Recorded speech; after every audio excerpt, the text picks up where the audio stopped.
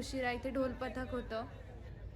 म्हणजे एरवी पुण्यामध्ये लोक, तसं पण पुणेकर कधी झोपत नाहीत, रात्री पण खूप उशिरापर्यंत वर्दळ असते, पण गणपती विसर्जन मिरवणुकीला तर हे रात्री 3 वाजताच आहे. एवढ्या मोठ्या प्रमाणामध्ये लोक घराच्या बाहेर होती विसर्जन मिरवणुकीसाठी. त्यामुळे यार पुणे तिथे काय म्हणे, खूपच भारी मजा आली आहे. मग शेवटी आम्ही सगळं करून शेवटी एका पॉईंटला म्हटलं आता खूप दमलोय, पाय आमचे बेकार दुखत होते. म्हटलं की ठीक आहे, बाप्पाचं दर्शन घेऊयात आणि आता जाऊयात आपण. मग मी आणि माझी मैत्रीण, माझ्या मैत्रिणीला खूप थंडी वाजत होती, मला एवढी थंडी नव्हती वाजत, पण ओके फाईन ठीक आहे, आता तसं म्हटलं तर थंडी पण सुरू होते. सो आम्ही आता विचार केला.